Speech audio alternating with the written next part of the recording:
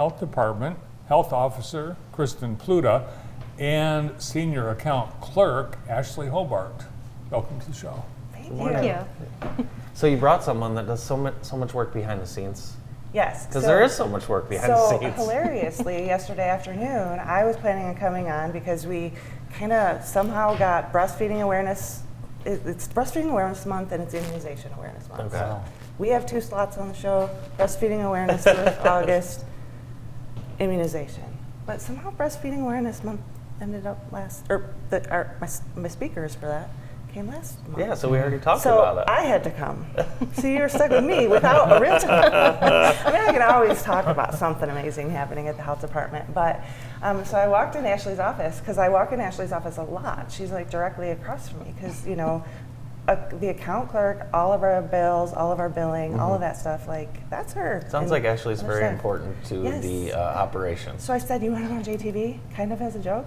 And then we kind of like laughed a little bit through it. And she was like, absolutely not. And then I was like, no, wait, like this is a good idea. Let's bring her on. Because, you know, all of those, there's a lot of staff, there's a lot of support that goes on behind the scenes to make sure all of our programs work and that we can be out in the community. So what do you do? What are Medical all these billing. amazing things you do? A big part of what I do is billing. We bill for WIC, lead testing, we do immunizations, hearing and vision, MIP services, and then the boring but necessary accounting work. So insurance companies, you bill insurance companies or people? Insurance companies. Insurance companies, yeah. How tricky is that working with insurance companies and then different providers and then of course your clients, and it's tricky. It's got to be tricky. At first, yes. But it gets easier with time. Who's the worst? Who's the worst? No, don't answer that. I can't say. But you guys have plans in place to be able to continue to accept more insurances down the road. Talk a little bit about that. We are working to accept commercial insurances. Okay. Right now, Blue Cross Blue Shield of Michigan.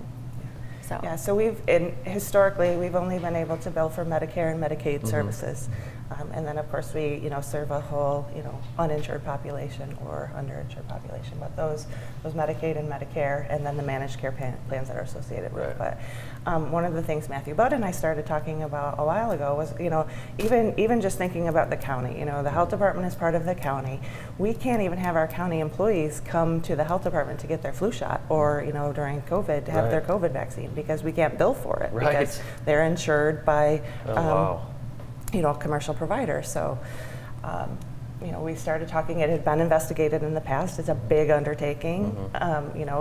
Is it worth the undertaking to get credentialed and go through that whole process? And fortunately, with some of the extra funding we received from COVID, we were able to do a little exploration into that, hire a consultant that Ashley's working with to get our medical director, credentialed with that so we can start. So our first one is Blue Cross Blue Shield, and then in Priority Health, I think are our first 2 that we're working on, and then we'll continue to that's going to be a huge impact for the residents of Jackson. And speaking of Immunization Month, one of the other gaps that we see is we have parents coming in who may have kids with different insurances. So you may have someone coming in with Medicaid, but they're covered on the other child is covered on their dad's private insurance or vice versa. But just you can have a couple kids in a room and one we can service and one we can't, and that's a huge gap. So we have to send them away without the services they may need. So it's amazing, more behind the scenes stuff that people don't understand unless maybe they're a client at the time, right? There's a lot of challenges, but you guys do a great job. The communication, anyone can just call with any questions anytime. Yeah, we've seen that a lot over the last month month or 2 this summer with the air quality, with the city water boil. Those aren't necessarily things that we as the health department manage directly, but we get a lot of calls and we liaise a lot of that information and make sure that information is being spread. And it's information, you have to gather the resources to respond to something that happened like that. Yes, poor Don. The next time you talk to him, give him lots of grace and kudos because The week before, what was it, 4th of July, we had air quality alerts. Yes. Heat. Heat, Yes. air quality alerts, heat, the city water boil, and then Portage Lake had the algae blooms. Oh, wow. Yeah, so. And just mosquitoes in general. So and he was just mosquitoes so in busy. general. So, yeah. Good Lord. Yeah, the air quality thing, that's just a weird deal because nothing like that ever happened in Jackson. So you really, you're not sure what we're looking at. It's interesting. Yeah. You know, and then for things like that, we're looking even at our own internal programming. We just finished up with Get Real, so there's a lot of communication going back and forth with Get Real. Like, what are your outdoor plans? Right. We need to be responsible with these, kids that we're bringing into our programs and our staff that are out in the field. So.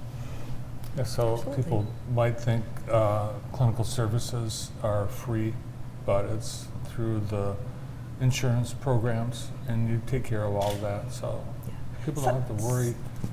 It's in your hands. Some of them are free. Yeah. Some things are free. We don't bill for everything. And I say free lightly because County paid. County pay. somebody state. pays. Yes, State pays, Yeah. So we're all paying. How long have you been at the health department? Just shy of 2 years. Awesome. Yeah. So back to school, you're so involved in the back to school stuff, and I look at what JPS does. They have so many different open houses, roundups, but it's an important time for the health department to connect with this section of the population, especially kids starting school for the first time. Yeah, we're connected with them in a lot of different ways. The recent addition of some oral health initiatives, our partnership with Smiles on Wheels, getting kindergartners or pre-kindergartners an oral health assessment before. Hearing and vision stuff even starts happening for any of those people who might have been, had a gap or need to get something done before kindergarten. Immunizations is huge because you have to have, that's a state requirement to have, immunizations or a waiver. So we have a couple nurses. I think we'll have someone on our next week's session with you, Bart, that'll talk a little bit more about that. But a lot of work being a parent, being a kid, being a student, there's a lot of work involved. You know what's amazing? Let me just tell you, Andy, it's amazing. And Ashley's got young ones too, so she can't relate yet. But I was talking to Bart beforehand. I sent my daughter off to college last year. This is my second year of sending her off. And I don't have to worry about any of that stuff. I just get to watch. I just get to watch all of you all struggle and get busy. You're enjoying it, I'm just like, go home after work, maybe have a cocktail. Well, lucky you. We can all dream. We can all dream. Yeah, it's pretty amazing. I think I've mentioned before, Chrissy Siders from True Community. We have kids the same age, very good friends, and we often say like, Yep. I think you and Chrissy are the youngest empty nesters I know. If I had to guess. So you guys got a good setup. Maybe we have you fooled by our age. Well, I don't know. Maybe it's just a compliment. Thank you. And late October, yes. you're going to see a car pull up in the driveway full of laundry from Tennessee. That's okay. You don't mind doing it once If it's every late 3 October, months. that's fine. Perfectly fine. Late October. I mean, it's what? August 10th Yeah, today? you've got time. Wow. Late October. I'll be ready for a weekend visit. Oh, by the way, I was thinking Sharp Park Academy was not going to be ready for back to school. You won't believe it, but they... I was driving by last night. They're laying bricks. I don't know how they did it. They're making the parking lot. It's unbelievable. I think they're working overnight like the railroad bridge people. I think they are. That railroad, and we were just watching that. That's amazing. Isn't it? Yeah. Could you imagine being work. tasked with that job? That is crazy. No, but it is very difficult to get from the health department here right now. Yeah. I'm like, what way do we go? I'll How do we cross the railroad tracks? Do you one better. Try and get to the fair from here when you're done. Yeah, same. Mm-hmm. Great to see you both. Thanks for being here. Yeah, thank you both. Thank you much. Kristin Pluta and Ashley Hobart from the Jackson County Health Department. More of the morning show, so stay with us.